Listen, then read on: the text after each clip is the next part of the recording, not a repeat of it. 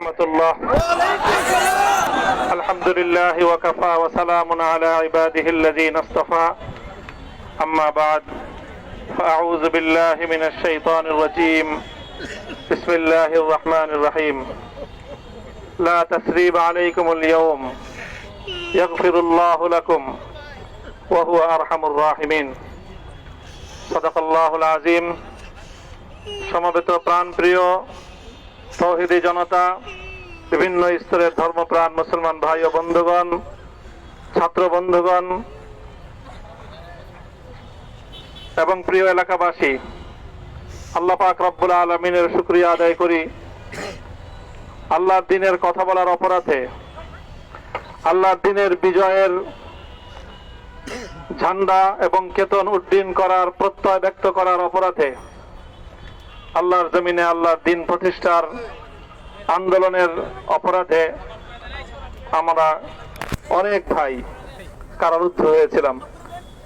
পর্যায়ক্রমে সকলেই আলহামদুলিল্লাহ জিন্দানখানার লৌহ প্রাচীর ভেদ করে মুক্ত জীবনে ফিরে এসেছেন। সর্বশেষ আজ আমার মুক্তির মধ্য দিয়ে 2021 সালে হেফাজতে ইসলাম বাংলাদেশ এবং এদেশের আলেম সমাজের উপর ইতিহাসের অন্যতম এক গভীর ষড়যন্ত্র এবং চক্রান্ত নির্যাতনের যে স্টিমরোলার পরিচালনা করা হয়েছিল, তার আজকে একটি প্রাথমিক অধ্যায়ের পরিসমাপ্তি ঘটল। আমরা স্পষ্ট ভাষায় বলতে চাই, আমাদের উপর জুলুম করা হয়েছে, আমরা নির্যাতিত, অন্যায়ভাবে আমাদেরকে কারারুদ্ধ করা হয়েছে, বুলেটের আঘাতে আমাদের ভাইদেরকে হত্যা করা হয়েছে। আমরা যখন আমাদের সন্তানদের লাশ এবং তাদের রক্তমাখা বুলেট বিদ্ধ সেই মরদেহকে সামনে রেখে আমরা যখন আমাদের ন্যূনতম প্রতিবাদটুকু উচ্চারণ করতে গিয়েছি, তখন আমাদেরকে কারারুদ্ধ করা হয়েছে, আমাদেরকে নানাভাবে নিষ্পেষণ করা হয়েছে, আমাদেরকে জনগণ থেকে বিচ্ছিন্ন করার সব ধরনের অপচেষ্টা চালানো হয়েছে। আমি আজ এই মুহূর্তে আমার এই মুক্তি উপলক্ষে আমি বলতে চাই, আমাদের উপর জুলুম করা হয়েছে, এটাকে আমরা সহ্য করে নিলাম। আমাদের ভাইদেরকে হত্যা করা হয়েছে, সেটাও সহ্য করে নিলাম।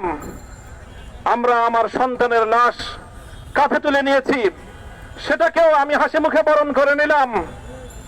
আমাদেরকে অপমান এবং লাঞ্ছনার সব ধরনের ষড়যন্ত্রের সম্মুখীন হতে হয়েছে, সেটাও আমরা হাসি মুখে বরণ করে নিয়েছি।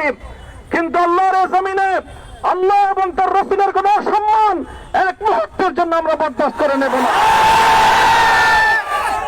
আমরা আমাদের সর্বোচ্চ ত্যাগ এবং কোরবানি স্বীকার করতে প্রস্তুত রয়েছি, জীবন দিতে প্রস্তুত রয়েছি। আল্লাহর জমিনে আল্লাহর দ্বীনের ঝান্ডা সমুন্নত করেই আমাদের যাত্রা থামবে ইনশাআল্লাহ। হয়তো শাহাদাত, নয়তো খেলাফত ইনশাআল্লাহ। আল্লাহর জমিনে খেলাফত প্রতিষ্ঠার যে আওয়াজ পৃথিবীর দিকে দিকে উচ্চারিত হচ্ছে, সে আওয়াজ বাংলার জমিনে খেলাফতের এই আন্দোলনকে চূড়ান্ত গন্তব্যে পৌঁছাবে ইনশাআল্লাহ।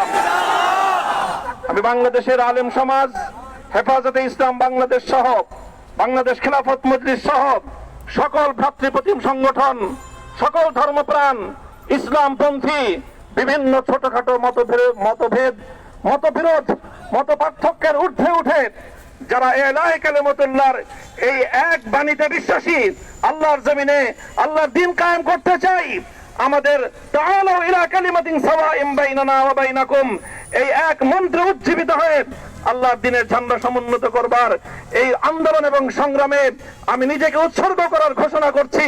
এবং আমার সকল ভাইদেরকে, আমি সকল উলামায়ে কেরামকে এবং ধর্মপ্রাণ মুসলমানদেরকে, ইসলামী নেতৃত্বকে ঐক্যবদ্ধভাবে এই সংগ্রামের ঝান্ডা সমুন্নত করবার, ধারণ করবার আহ্বান জানাচ্ছি।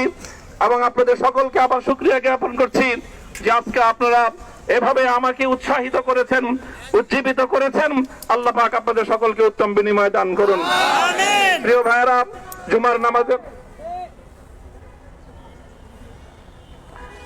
জুমার নামাজের একেবারে ঠিক আগ মুহূর্ত এখন সব মসজিদগুলোতে জুমার প্রস্তুতি চলছে। আমরা এখন এখানে খুব সংক্ষিপ্ত দোয়ার মাধ্যমে আমাদের আজকের এই প্রোগ্রামের সমাপ্তি ঘোষণা করব। এরপরে ইনশাআল্লাহ প্রত্যেকে সুশৃঙ্খল ভাবে যার যার জায়গা মতো বা আশেপাশের মসজিদগুলোতে গিয়ে আপনারা জুমার নামাজ আদায় করবেন। আমি আবারও বলছি, আমি আমার আলোচনার শুরুতে কোরআনে পাকের সেই আয়াতটুকু তেলাওয়াত করেছিলাম, হযরত ইউসুফ আলাইহিস সালাতু ওয়াস সালাম কারামুক্তি এবং প্রকৃত যারা অন্যায়কারী ছিল সেই অন্যায়কারীদের স্বরূপ ওনার সামনে উন্মোচিত হয়ে যাওয়ার পর, জাতির সামনে তাদের স্বরূপ উন্মোচিত হয়ে যাওয়ার পর তিনি যে কথা বলেছিলেন, আমিও নবী ইউসুফ আলাইহিস সালাতু ওয়াস সালামের অনুসারী হিসাবে তার সুরে সুর মিলিয়ে কণ্ঠে কণ্ঠ মিলিয়ে কথাই বলতে চাই, লা তাসরিবা আলাইকুমুল ইয়াউম, ব্যক্তিগত আক্রোশের প্রতিশোধ আমরা কারো কাছ থেকে গ্রহণ করব না। সকলকে আহ্বান জানাই, মাদ্রাসা, স্কুল, কলেজ, ভার্সিটি কোন শিক্ষা ব্যবস্থার ছাত্রদের মধ্যে বিভেদ করার বিশ্বাসে নীতিতে মামুনুল হক বিশ্বাস করে না। আসো, স্কুলের ছাত্র আসো, আমার মাদ্রাসার ছাত্র পাশে দাঁড়াও, কলেজ থেকে আসো, ভার্সিটি থেকে আসো, তোমরা হাতে হাত মিলাও, ইনশাআল্লাহ দেশের স্বাধীনতা অক্ষুণ্ণ থাকবে। এদেশের ইসলাম এবং হাজার বছরের যে সাধনা সংগ্রাম, সেই সংগ্রাম বিজয়ী হবে ইনশাআল্লাহ। এই জনপদ ইসলাম এবং মুসলমানদের জন্য হাজার বছর ধরে এখানে কালেমার ঝান্ডা সমুন্নত করবার জন্য আমাদের পূর্বপুরুষরা যে সংগ্রাম করে গেছেন, সেই সংগ্রামকেই আমাদের কাঙ্ক্ষিত গন্তব্যে পৌঁছানোর জন্যই আমরণ এক সাধনায় আত্মনিয়োগ করতে হবে। সেই আহ্বান আমি সকলের প্রতি ব্যক্ত করছি। ওয়া আখিরু দাওয়ানা আলহামদুলিল্লাহি রাব্বিল আলামিন।